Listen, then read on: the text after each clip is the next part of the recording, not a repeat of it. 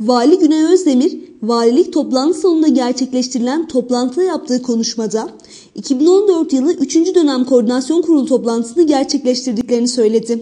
Kış şartları dolayısıyla inşaat mevsiminin sonuna gelindiğini ifade eden Özdemir, 2014 yılı dönem sonuna kadar Kars'ta 479 milyon 371 bin 475 lira harcandı. Bazı kuruluşlarımızın ödenekleri hala var dedi. Artık inşaat mevsiminin sona erdiği ve yavaş yavaş da artık tamamlamamız gerektiği bir aşamadayız. Şu ana kadar Kars ilimizde 479 milyon 371 bin 975 lira 2014 yılı dönem sonuna kadar harcandı. Bazı kurumlarımızın ödenekleri hala var ve bazı kurumlarımız gerçekleşme oranları düşük olan kurumlarımız var. Onların da artık bu gerçekleşme oranlarını ve harcamalarını bir daha en son bugün bir daha gözden geçirmemiz gerekiyor. Ve kurumlarımızın karşılaştığı sıkıntılar varsa sıkıntıları ve sadece arkadaşlarımızdan bizim isteğimiz bugün 2014 yılı içerisindeki harcamaları, programlarıyla ilgili harcamaları, gerçekleşme oranlarını ve karşılaştıkları sıkıntılar varsa o sıkıntıları öncelikle dile getirmelerini isteyeceğiz. Çünkü koordinasyon kurulunun öncelikli amacı kurumlar arasındaki koordinasyonu sağlamak ve en büyük ihtiyacımız aslında bizim yatırımlarda kurumlar arasındaki koordinasyonun birbiriyle bağlantılı olmadan, birbiriyle ilişkili olmadan, kurumların çok birbirinden haberleri olmadan zaman zaman yatırımların yapılması. Aslında bu tür toplantılar bu koordinasyonu sağlamak için gerekli olan bir toplantı. Onun için ben özellikle arkadaşlarımızla 2014 yılı içerisindeki yatırımları nelerdir, bu konudaki şu andaki aşama hangi aşamada, eğer gerçekleşme oranında bir sıkıntı varsa bu sıkıntıyı da burada dile getirmesi, koordinasyona gerektirecek bir konu varsa da bu konunun koordinasyon kuruluna aktarılması ve problemi hep beraber çözme konusunda gayret göstermemizi bekliyoruz.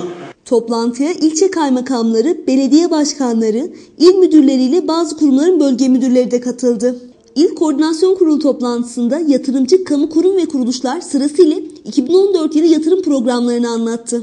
Kars Belediyesi olarak öncelikle kanalizasyon şebeke hattı, yağmur suyu kanal yapımı, kanalizasyon arıtma, atık su arıtma tesisi projemiz mevcuttur. Bu projede atık su arıtma tesisi yaklaşık 40 kilometre kanalizasyon hattı, 17 kilometre yağmur suyu kanal sisteminden ibaret. Tesisin yatırım bedeli yaklaşık 20 milyon euro olup, yatırım bedelinin büyük bir kısmı Avrupa Birliği hibe programından sağlanması için çalışmalar neticesinde bu yatırımın yaklaşık %85'i Avrupa Birliği hibe programından, %9'u belediye bünyemizde, %6'sı ise Çevre ve Şehircilik Bakanlığı tarafından karşılaması öngörülen ve Kalkınma Bakanlığı tarafından yatırım programına alınan proje için 20.09.2013 tarihinde Çevre ve Şehircilik Bakanlığı tarafımıza iletilen Avrupa Birliği Komisyonu tarafından iletilen sorulara kanalizasyon bilgisi, sıcaklık ölçümü, azot arıtımının kuyucuk önüne dolaylı etkileri,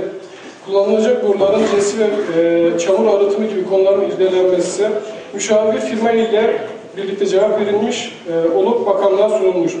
2013-2014 eğitim öğretim yılında 14.985 olan öğrenci sayımız 2014-2015'te 16.682'ye çıktı. Şimdi hazır yeri gelmişken ben bu arada sıkıntılardan bahsedeyim size Sayın Valim. Öğrenci sayısı artması iyi güzel hoş. Bunun yanında akademisyen sayısı da artıyor ama öğrencilerin barınak sorunları bu sene bir had safhada. Herkes bize soruyor, biz de Kreditor Kurumu Genel Müdürlüğü'yle işte bina kiraladıklarını söylüyoruz ama bunun bir an önce çözülmesi lazım. En büyük sıkıntımız o. Personel sayısıyla ilgili değişimler var ama sıkıntı yok. En önemlisi bizim işte öğrenci sayısındaki artışla onu dile getirdik. Onunla ilgili sıkıntılar da söyledik. Öğretim üyesi ve öğretim eleman sayısı bakımından gerçekten geçen yıla göre çok iyi durumdayız. 391 tane öğretim üyesi, 23 tane yaban gönüllü beklediğimizde.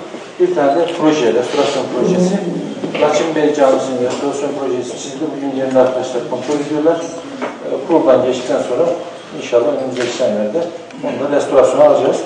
Kars Ulu Camii'nin restorasyonu tamamlandı, ibadete açıldı. Kümbet Camisi de mahkemelik durum olduğundan dolayı yerinde tespit yaptırılarak şu an projesi yaklaşık maliyetleri hazırlandı. İhale aşamasına geldik. İnşallah önümüzdeki günlerde ihalesini yapıp önümüzdeki zaten sezon bittiğinden dolayı da Nisan ayında inşallah restorasyonda başlamış olacağız. Onun dışında koordinasyon yerde herhangi bir durum yok.